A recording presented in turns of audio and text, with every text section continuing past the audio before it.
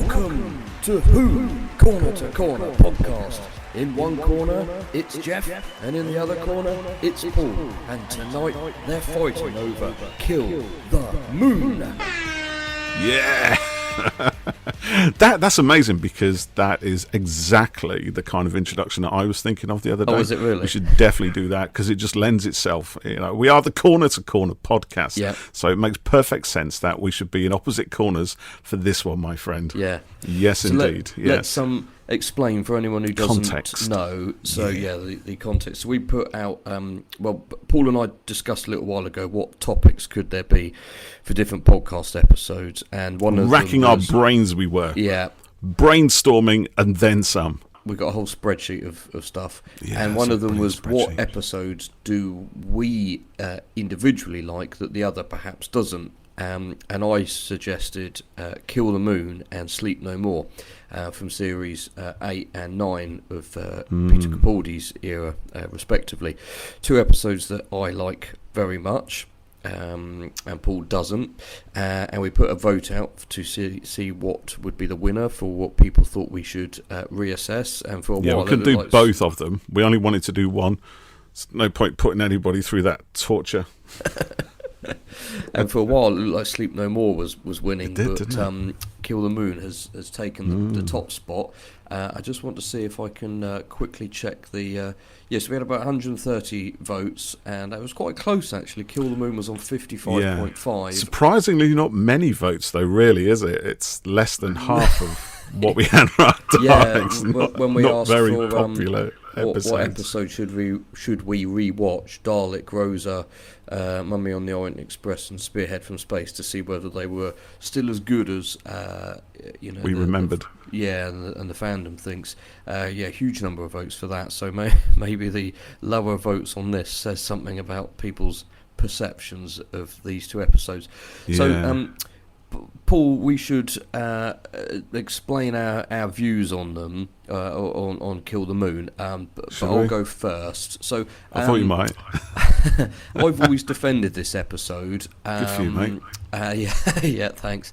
Because I felt that it was a great episode that was thrilling and had some really great dramatic stuff between Clara and 12. It didn't bother me that the moon was an egg, or if any of the science in it is cobblers, and I kind of personally, I feel we're watching a show about a police box that travels through time and space, and an alien that looks like a human with two hearts and can regenerate. I have suspended my disbelief as much as I possibly can. So things like this, it doesn't annoy me, basically, and for the sake of a really good story, I can kind of get past stuff like that, anyway.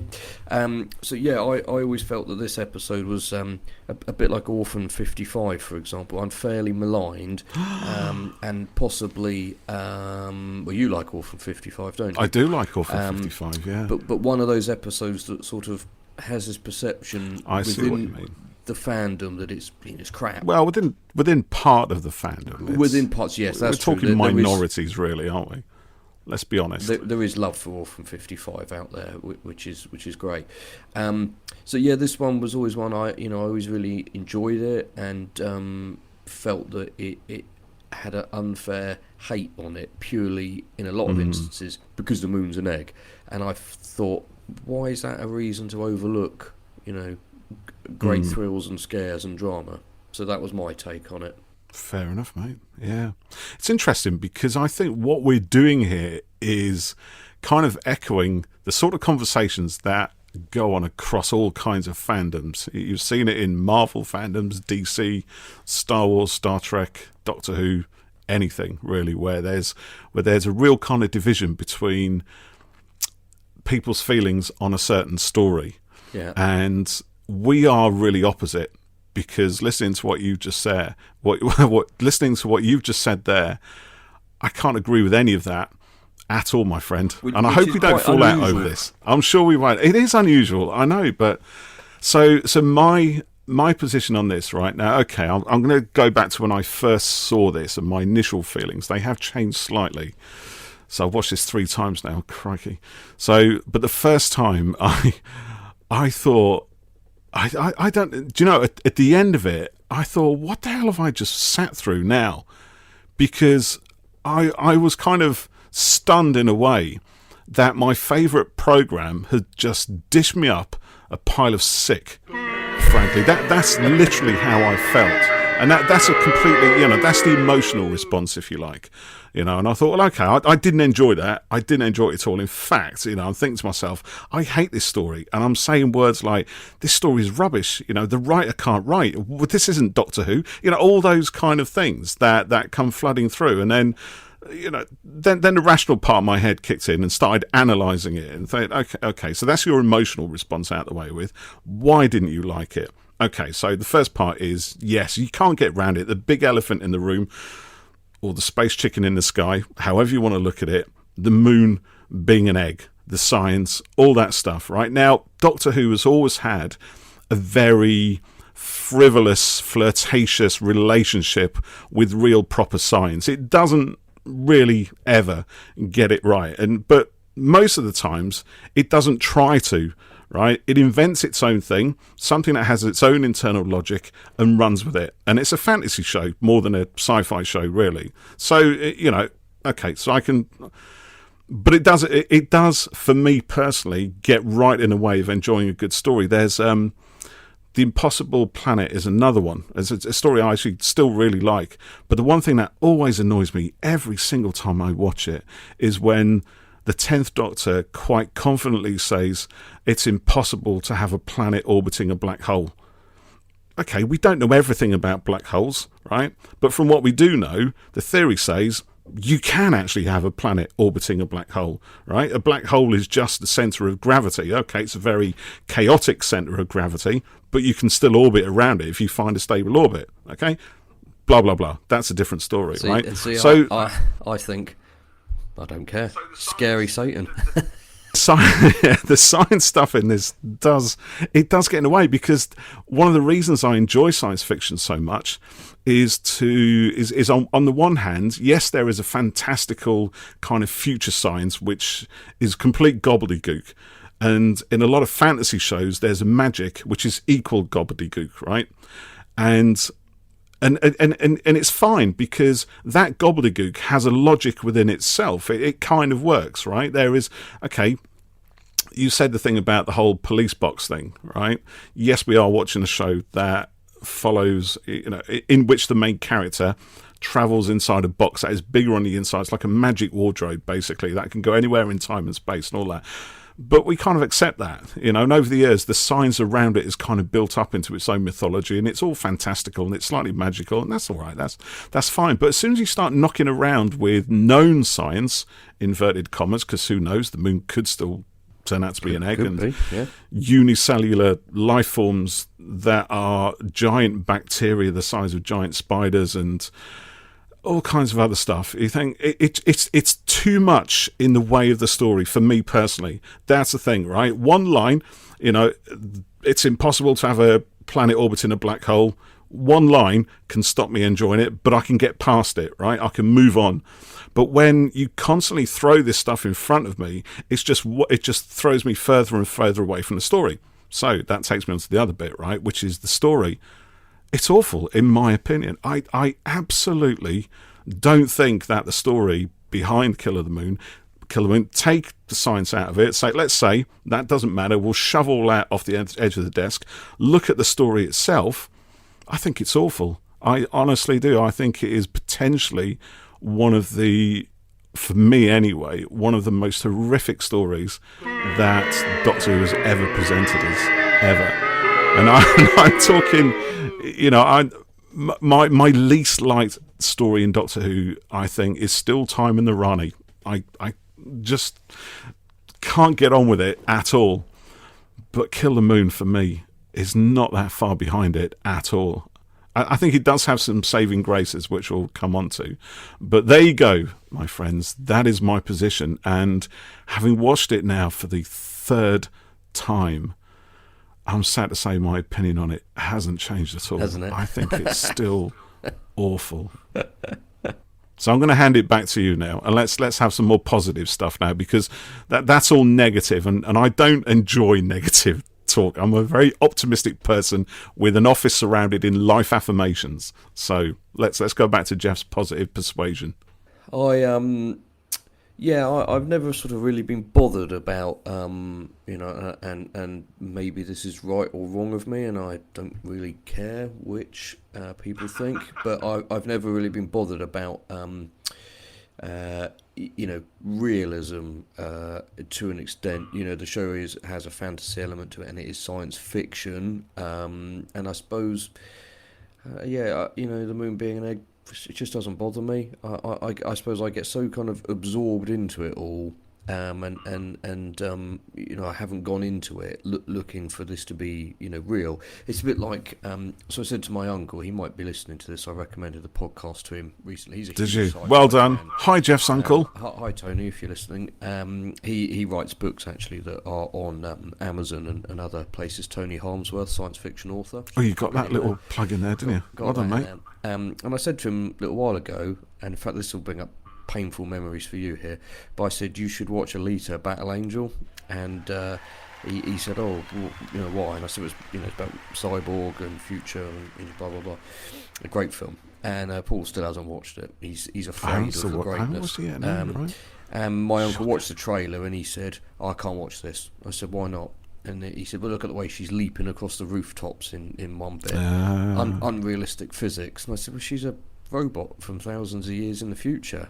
And it, he couldn't get past the unrealistic part of it.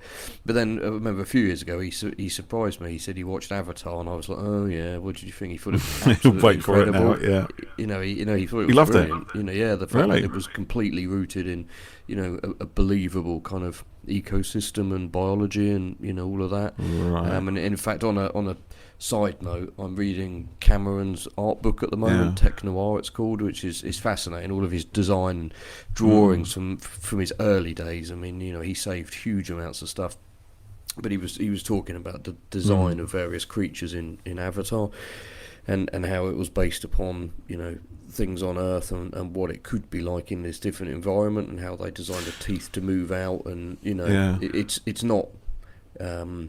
It's not possible, perhaps, but But there's a logic to it, right? That's the kind of thing that I like. So you think, how is a thing going to work, right? Okay, so it does this. Why does it do that? And what's the advantages of it behaving in that way? And then what sort of problems does that create? And how do those things, do they affect the story or not? Are they just backdrop? Is it part of the plot or whatever?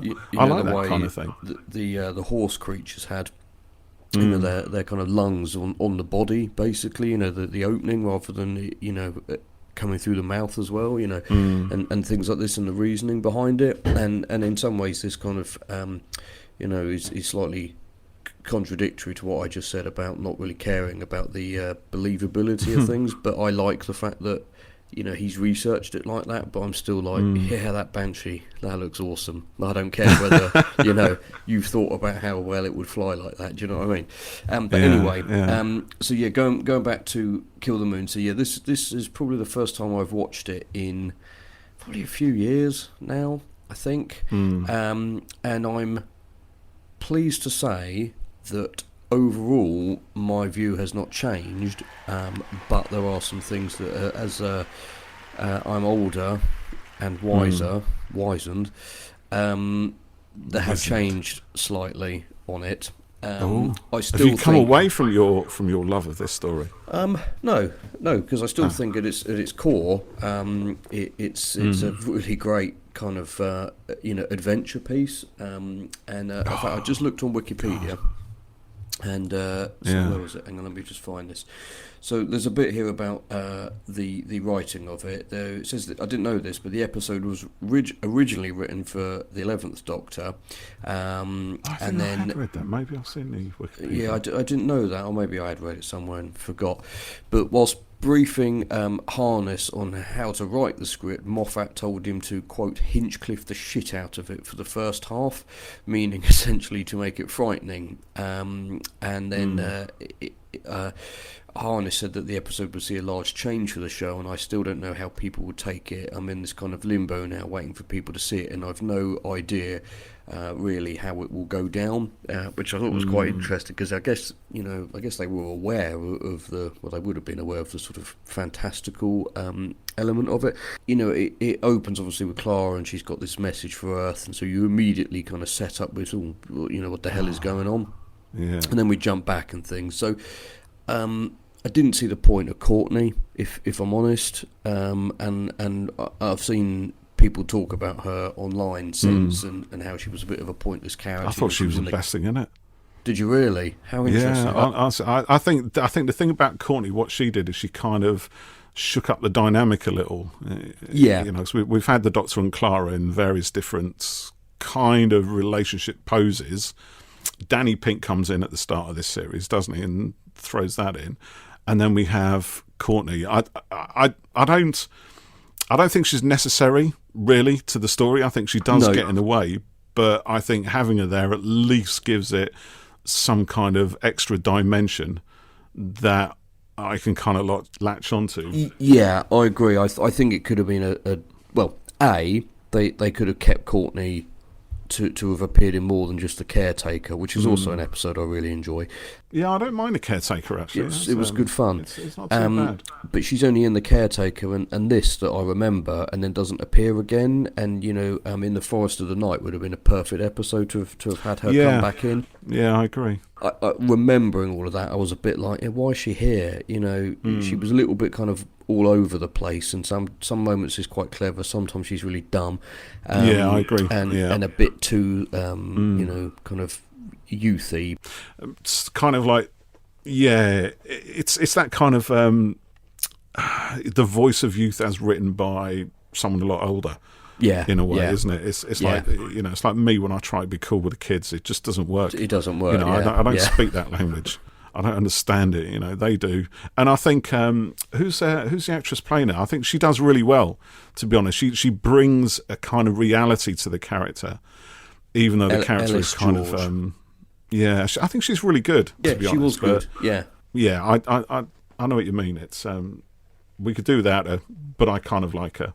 She wasn't brought back, and B, she could have been another character and still achieve that same sort of goal. Maybe someone who was already there, or could have been Danny. I don't know.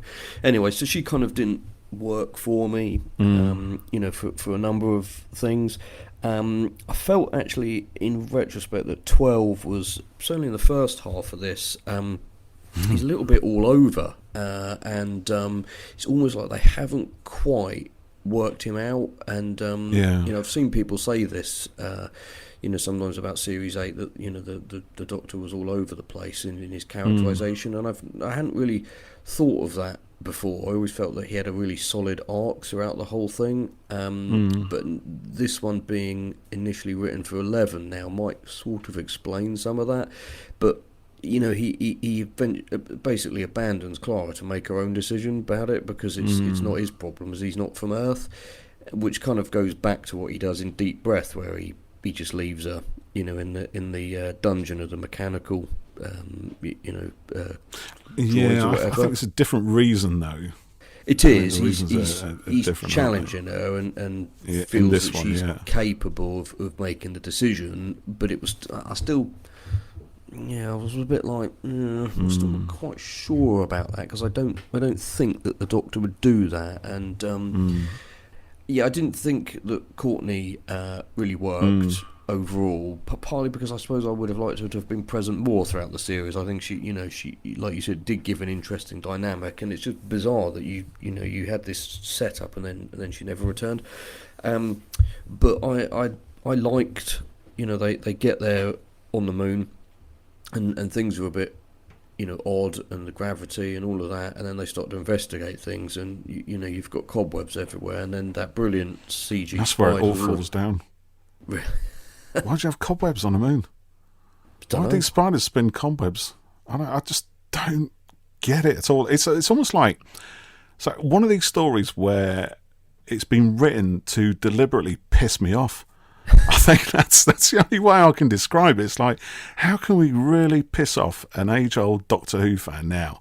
You know, oh no, let's do this, let's do that. Let's turn the moon into a flipping space chicken. You know, let's have unicellular life forms out. And I must admit, the spiders look absolutely brilliant. They really look good. There's no two ways about it. On them The kind of creeping terror, the skittery sounds as they realise there's something in here with them, and the reveals, really good. They reminded me of those big bastards in Starship Troopers. Yes, yeah, I love Starship Troopers. Now that is a whole pile of nonsense, and the science is all over the place. But I don't care, because it doesn't make the science part of the story. Whereas Kill the Moon does, it goes out to mention, it goes out to mention gravity. There's something wrong with gravity. Okay, what's wrong? Well, the moon's increasing its mass. Okay, fine, and that would cause disruption on planet Earth because obviously there's a gravitic relationship between the two planetary bodies, blah blah blah blah, and all that sort of stuff. But then we get this really bizarre thing where Courtney ends up flying because there's a sudden, I don't know, it only seems to happen in the room, right, where she's in, and she ends up floating up to the ceiling when the spiders attack. And everyone on the other side of the door doesn't. Their feet are firmly on the ground, but Courtney's lost weights. She's in a weightless environment, and I don't get it. There's so much stuff. So that to me, because there cannot be any explanation for that other than the fact that it was written that way to have a little bit of tension or a little bit of extra drama or terror or something. And that, to me, is something that is contrived to be that way, right? So that's not a natural part of the story or the setup.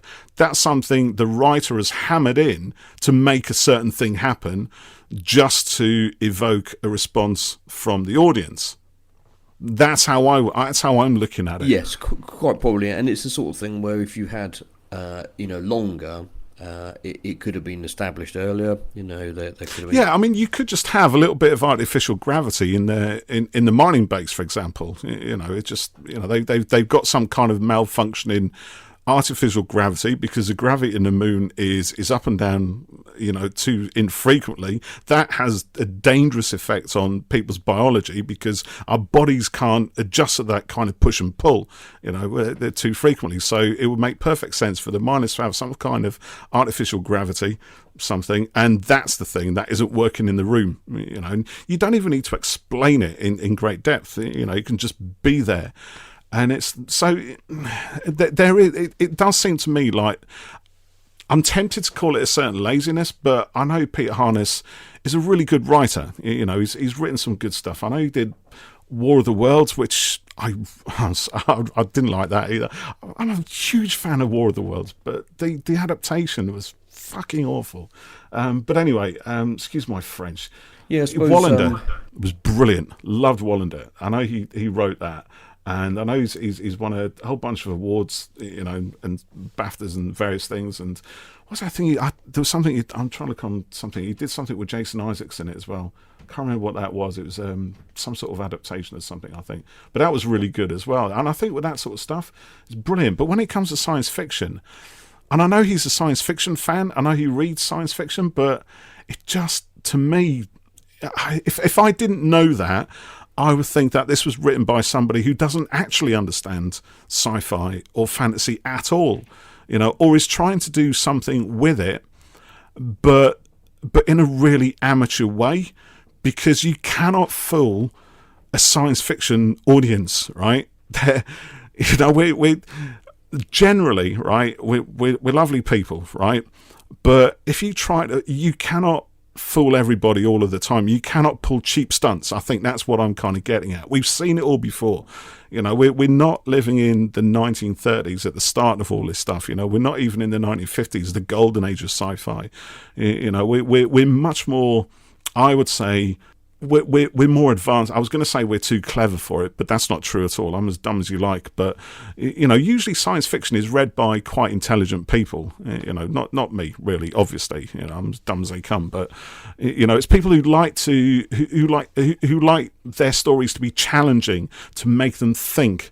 To think about it, not just the science, but the implications of things, or some kind of speculative, big, massive, bold concept that we've never read before, or something that throws a part of the human condition into a different light, because it can't do it in mainstream contemporary fiction. It needs that element of the extraordinary to really push it to go where it needs to go. And actually that part of it possibly is maybe what he's trying to do with the whole Clara decision-making thing. But again, that I think is so clunky, horrible, and embarrassing to watch, that if that is what the whole story is about, then at that point, and you take all the science and all the other bits away from it, it falls apart. The opening 5 minutes or so, or the opening pre-credit sequence where Clara's addressing, we've only got 45 minutes, and the whole planet Earth has to decide what it's going to do. Oh, I mean, how many times have we seen something like that? Again, it's a cheap opener. It's like a cheap way to suddenly get everybody watching. But we've seen it done before, and it's, I don't know if Mr. Harness was kind of writing this thinking, oh no, this is a great idea, we've never seen this before. I'm sure he didn't. That's me being flippant, and I do apologise. But it's you can be more than that. You can be more intelligent than that. One thing I do like, I was going to throw this in, is one thing I do like about series 8 and 9 of Doctor Who is that clearly they were trying to really push the envelope on the sort of stories that they could tell in Doctor Who. You can see it. These are some of the most adventurous, most challenging stories that we've ever seen in the series since it began. And some of them work brilliantly, and some of them tend to kind of fail. And this is why I think, you get that. You get polar disputes when it comes to these stories. People either really love them or they tend to really dislike them. And there's very little in the middle ground, but I think that's intentional. Those stories are always going to drive that kind of thing, because they're trying to do something different. And I think for me, I think they probably fail more than they succeed. And this particular story, for me, is a real prime example of that failure, because I don't think enough care and attention has been spent on the actual story. I think it's contrived. I think there are elements that are lazy, that could have worked out better, that display a lack of knowledge with general sort of sci-fi, or seem to imply a lack of knowledge in sci-fi tropes and what we've seen before and what you can kind of do. And it just sucks for me from beginning to end, I'm afraid. Oh man, I feel horrible saying that. Well, no. Yeah, I mean, when it comes to the planet must vote and stuff. I mean, ugh. See, I watched it again. I was like, horrible. Yeah, it doesn't sort of properly work, because half the planet is trite. It's yeah. And I understand that, but I'm more invested in Clara at that point. Okay, so all right, let's look at this and let's analyse Clara in this, right? So she's kind of a doctor in training at this point, isn't she? Or whether willingly or not. But also, I will just add before we get into that the show, I think everyone working on it, they all try their absolute best, and they want to deliver, but it is a show unlike any other, I think, for many reasons. But it has an audience of people like us who are in their 40s and have been watching it for a long time. It has people who are like Freya, who, in their teens, and it has people who are younger than that, and not a lot of shows have that massively broad appeal, and so they're trying to write something that will appeal to all of these people, and sometimes it just isn't going to work. I think actually maybe with this season, and certainly this story, I think, I don't know, I wonder if they actually were trying for that. I don't know. It'd be interesting to find out really what they thought the audience was for these stories. Yeah, I really like series 8 and 9. I like you said, I think they're some of the most sort of boldest and Yeah, I would agree with that part. daring stuff they did, and I really felt there was a huge number of just excellent episodes in this lot. But it was dark and it was becoming complex, and I think it was kind of obvious why some people switched off at this point. And so yeah, were they going for hardcore Who fans at this point? Did they just kind of we no longer care in that they delivered Smith and it was a big hit, and they did a certain thing with that, and now they wanted to try something different, which you can understand, because if you're just going to churn out the same stuff repeatedly, it gets boring, and that creativity dries.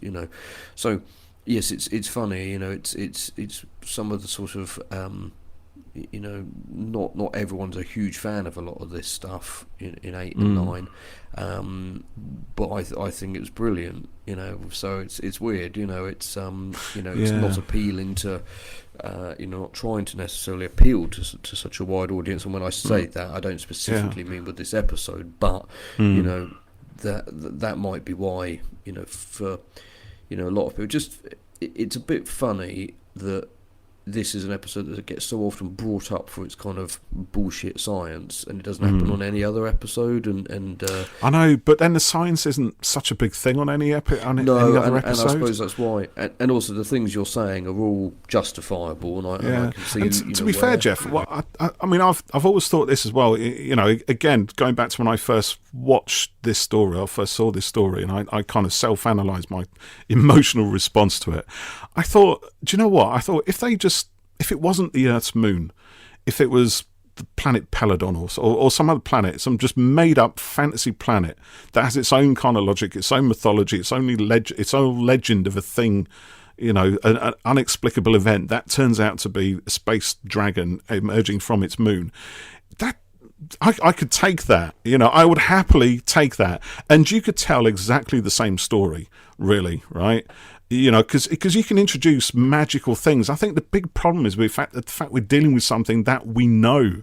And okay, you could argue possibly because this may have been the intention that we can't always trust the things that we know, or that the things we think we know are wrong, and that no matter what our observed science tells us about a certain thing, i.e. the moon, it can still be wrong. And I can sort of accept that as well.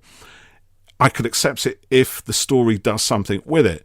Now, again, does the story do something with it? I don't know. I don't know really what the story is in here, to be fair. This is the big problem I really have. Like I said, if you sweep all that science stuff off the desk, what is the story? What are they telling? Is it in a purely physical sense, right? Which is that here's an event, here's a potential catastrophe in waiting, and the people of Earth have to come together to make a decision, and Clara's the one who's going to make that happen, not the Doctor, Clara. In which case, what does the Doctor actually do in this episode, apart from run around being smug and a little bit acerbic on occasion, right? Okay. Maybe that's what it is. Or is it something a bit more kind of metaphysical? Is it a commentary on the fact that humanity, when it has to decide something as a whole, is actually nothing more than a bunch of nasty shitheads? That we would quite happily, as a race, vote to kill something we don't understand, rather than take the chance that it might be something extraordinary and beautiful and awaken something in us that actually guarantees our future. Is it even deeper than that? Is it a kind of commentary on the future of past Doctor Who, right? So the Doctor Who of the past has this kind of future history, which we've seen in the Pertwee stories, for example, like Colony in Space and the Mutants, and even the first series 1 of the new series, the Christopher Eccleston series, where we have the future bountiful human empire and all that sort of stuff. And in the big finishes and the novels and all that sort of thing, we got this humanity, this spreading out and doing things and what they do, and is this to say, is this a thing that says all of that is dependent upon this one act here? I think there's probably part of that, but I could even take that, but the moon reappears. Oh, don't get it. It's like every time I think, okay, I've understood it, they throw something else in which makes no credible sense on any level. I can't look at it on a purely story-based level because I don't think the story is very clear, and the fragments of it that I can pull together don't seem to hang together with any sort of coherence. So I don't get it. And if I try and look deeper under the narrative for, I don't know, some kind of theme or something, or some kind of comment, or all that stuff I've just been talking about, again, it just vanishes. There's nothing really solid there. There's maybe a few things that are hinted at, but are they intentional or are they purely accidental? I don't know. I don't get it. It's not a very satisfying episode. It just doesn't come together in any way that I can find myself rooting for. And yeah, I will say that perhaps it was due to the tweets that we got, which we'll come to in a bit, but I did sort of go into this, one part of me thinking, I do like this one, I've enjoyed this, and another part of me thinking, am I wrong about it? And is it... No, you're not wrong, mate, because you enjoy what you enjoy. Well, and yes, that's true, but there are parts of it, where, like I was saying, Courtney and, half the planet can't vote because Clara can't see them and stuff like that. Well, again, right, so I mean, that's what they got. They got like an hour or something, right, to make the decision. They set the timer off, and it's, I don't know, 45 minutes or whatever it is, just less than an hour. And within that time, how far does the Earth travel in an hour? How far does it sweep across? It can't be that much, right? It's only an hour's difference between London and France. So essentially, you've got probably Europe. Okay, you're further away, so you can probably see a good half of the hemisphere, right? Yeah. So, but what I was going to say is I think that Clark Jenner is superb in this. Tiny lights, I think. I think she's always brilliant, and she's working really well, really hard with something that is perhaps, not quite brilliant. And to be fair, I think they all are in this. I think, Jenna Coleman. This is a good episode for her to show her acting chops. Well, that's it, and I'm a big Clara fan, and this does a lot for her, and also with her relationship with the Doctor. When they have the argument, and the TARDIS at the end, and if this was a show that was a 15 rating, she'd have been swearing it in, She would, and it does a lot to sort of reinforce him being, sort of seemingly not unreliable at the time, but prone to just sort of wandering off and leaving people to it. And even though he's got the faith and the confidence in them, it's not, it's not clear, but because he's just leaving.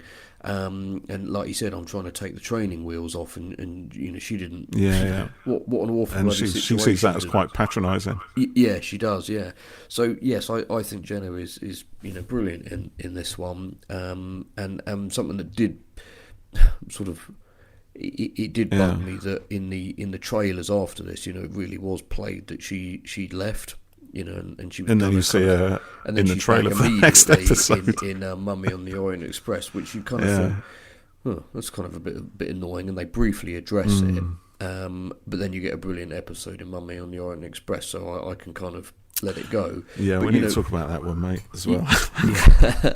But if we had 22 episodes in a series, stuff like this would play out a bit longer, but we don't, so it's Yeah, do you know, I was waiting for a conversation in this one, which actually I think happens in the Mummy story, because there's a point where in that story she understands why the Doctor did leave her to make that decision, isn't it? She sort of, because if I remember, a lot of the Mummy story, she's kind of working through it in her head and deciding whether or not she can actually stay with the Doctor. That's it, yeah. And then eventually comes to understand that the reason he did what he did is because this is what he does all the time. He makes these decisions, and it's hard. He wants her to understand that these are not frivolous, easy things to decide. You are deciding the whole and she feels it in that moment, in the Kill the Moon thing. She feels the weight of that decision, and it almost breaks her. And it does to some degree. She's changed at the end of it. Their relationship has changed when she comes out the side of it. And her reaction to dress the Doctor down the way she does in the TARDIS is really believable. I can accept that. Now, the problem I have with that bit, I guess, to just put my negative sourness on it, is that I just don't enjoy watching that in a Doctor Who episode. It reminded me very much of the point where, because the Doctor doesn't come out smelling of roses in that thing. He tries to, it's not even trying to make, well, he does try to make light of it to a degree, because that's what the Doctor does. The face down confrontation, or face down difficult moments with a bit of a joke, a bit of flippancy. But it doesn't work here. Clara's not letting him get away with that at all, quite rightly, because you kind of feel for her.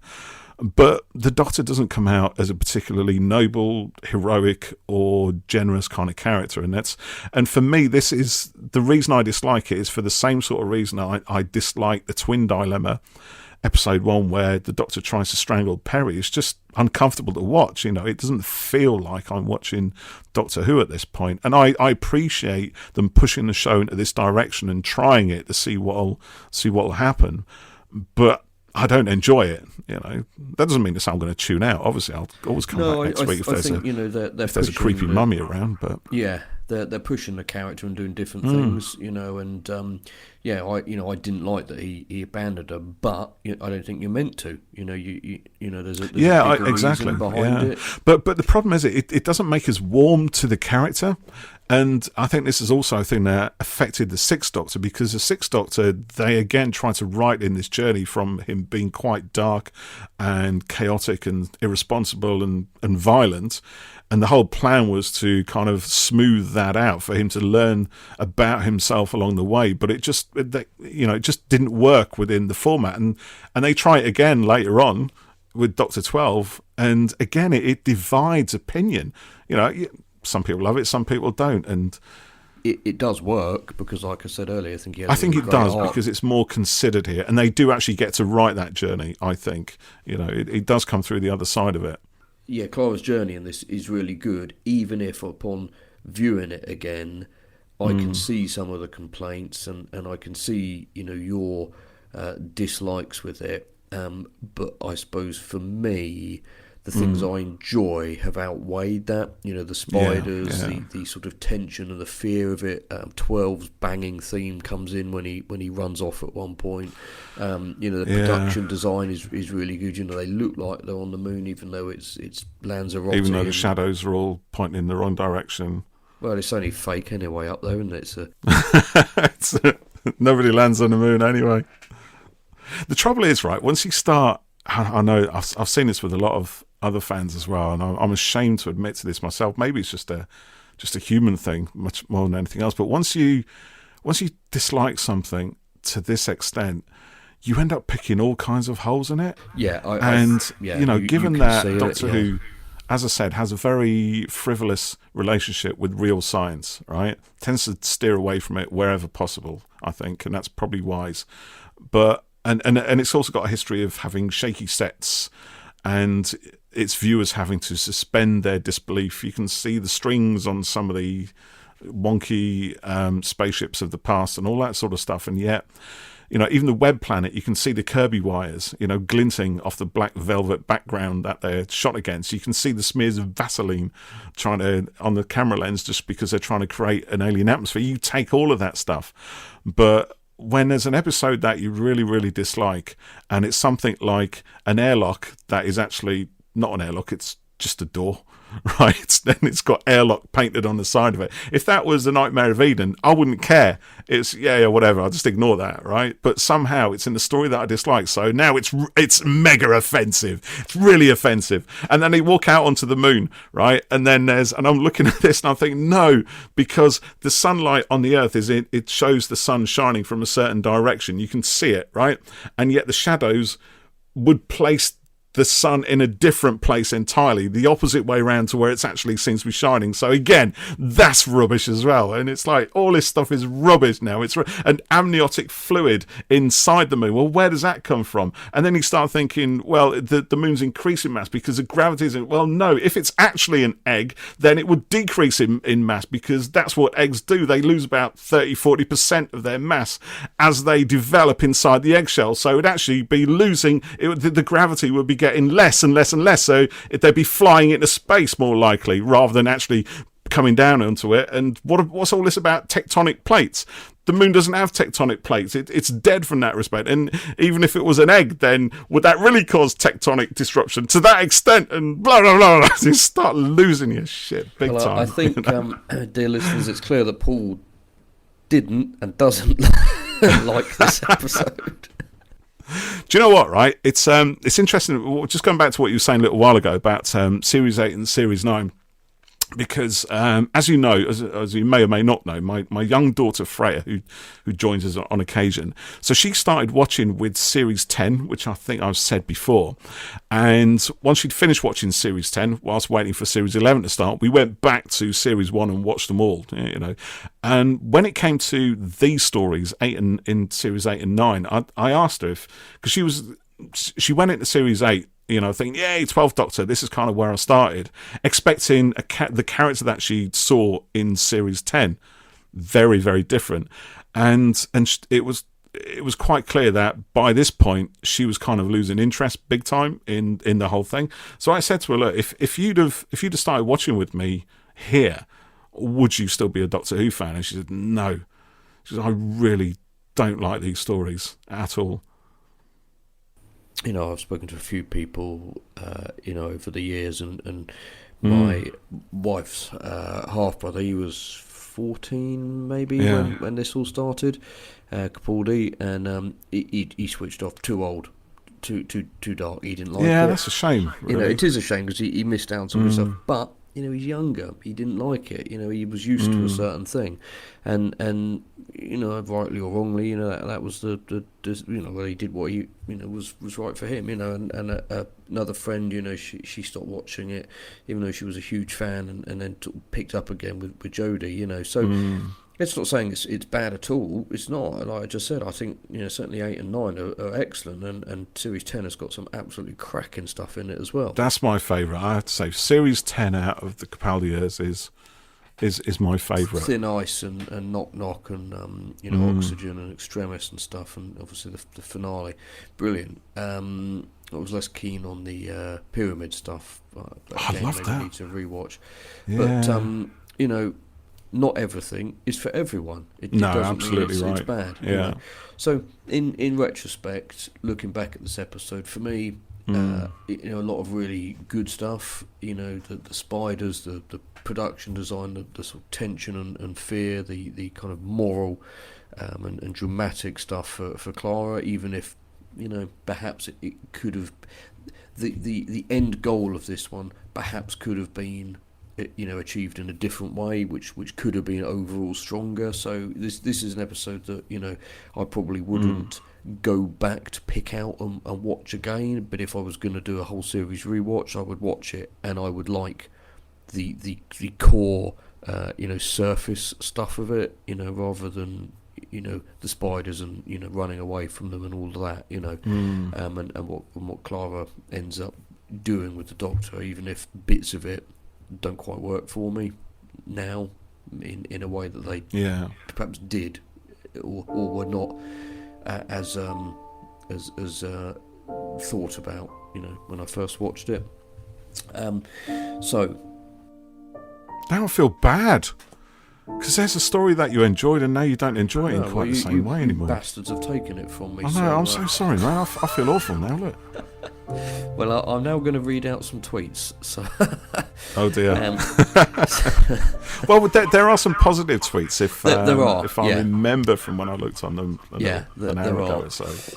So in fact, these two tweets here, the first two I've got up, probably kind of sum this up.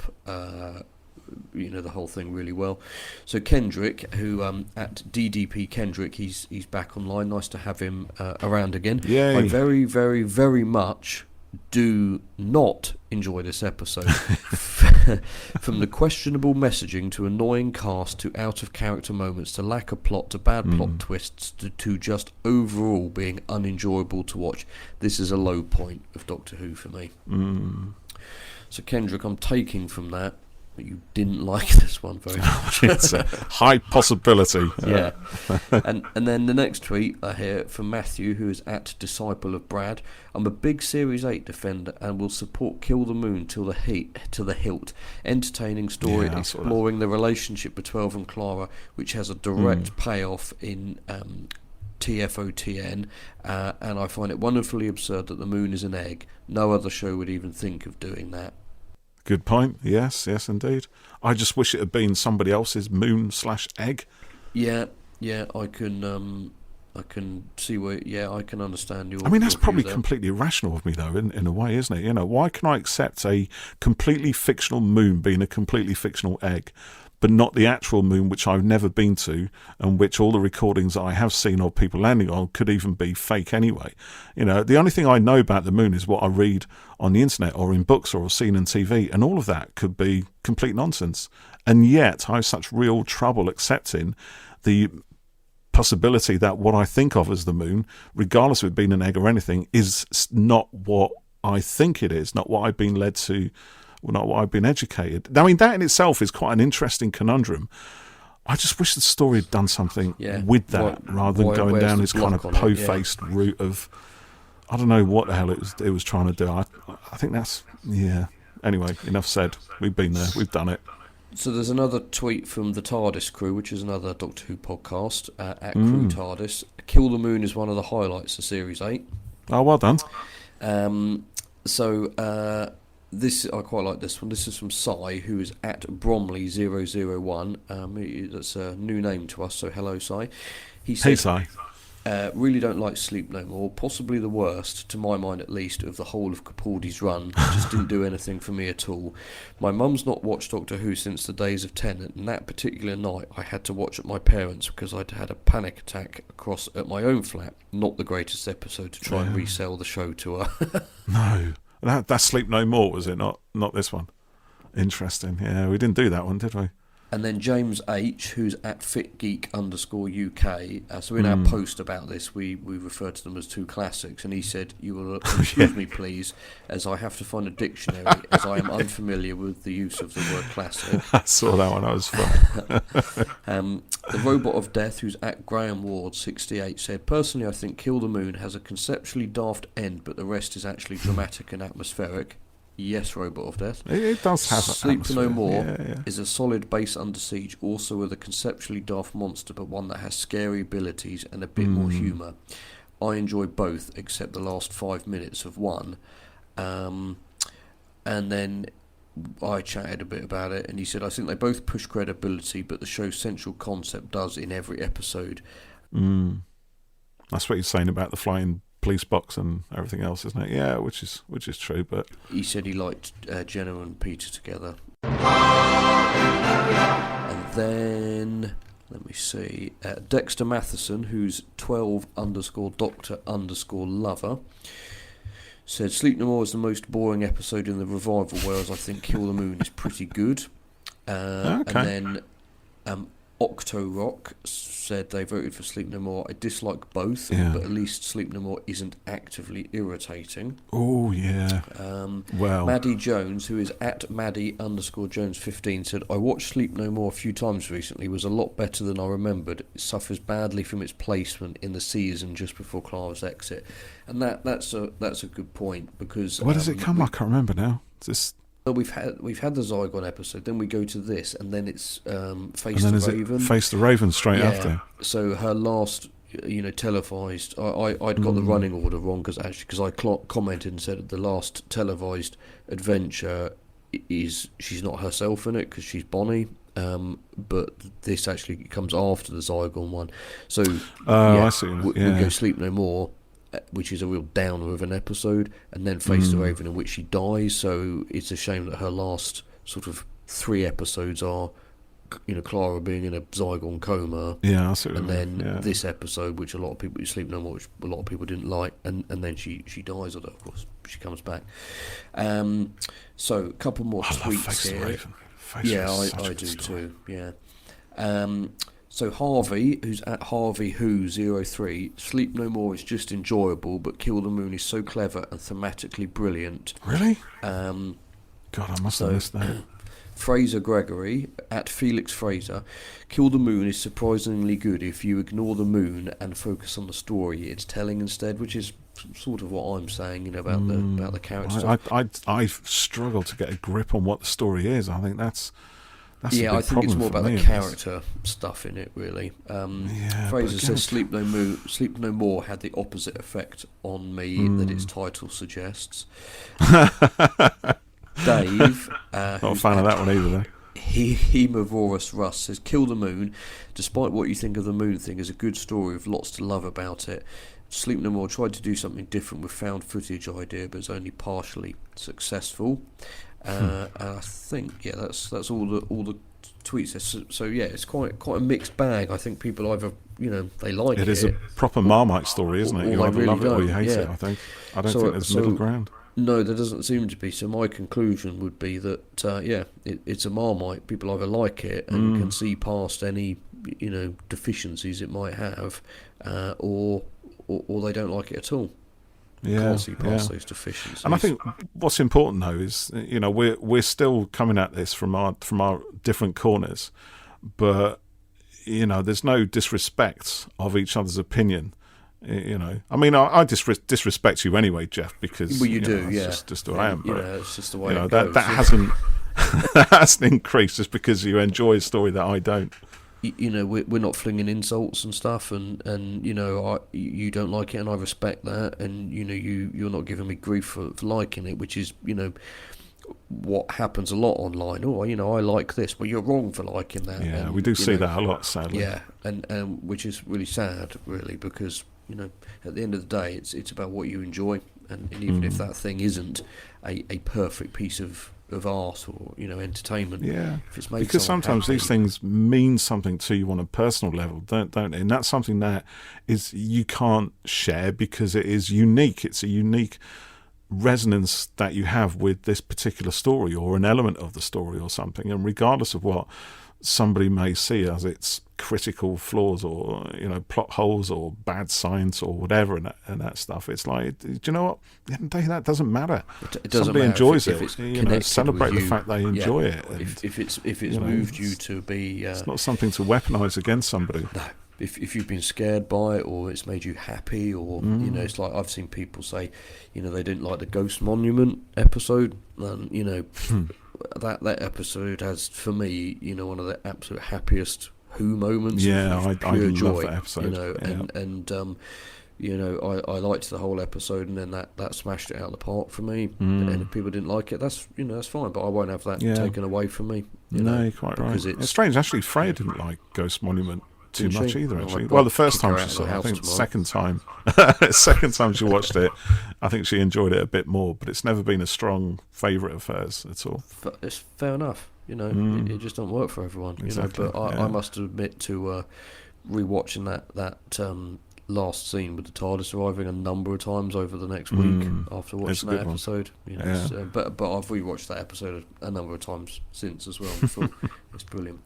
Anyway, thank you very much, dear listeners, for joining us, and for people who've tweeted in. Thank you. We appreciate that, and we hope you've enjoyed the first corner to corner face off over an episode with differing views. When we talked about Dalek, we didn't.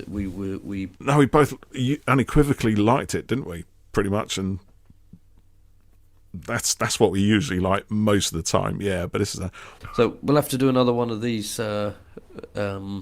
controversial episode reviews at some point. Yeah, it's always good to have another look at them, because it could be sometimes the reason you don't like actually something is because you're just having a bad day. You don't respond to something particularly well. You get swayed by other views and stuff, and maybe time is a. That rarely does me, to be honest. I rarely get swayed by other views. But I think it is good to reassess sometimes, and doing with an episode of the show is easier than with a film, because a film is a lot longer. Oh yeah, it's a lot longer. God, yeah. If I have to watch Avatar again, crikey. Yeah. I think I could. It's disgusting. On that note, maybe we should end this. Thanks everyone. Thank you very much. Catch you on the next episode. Till next time. Bye for now.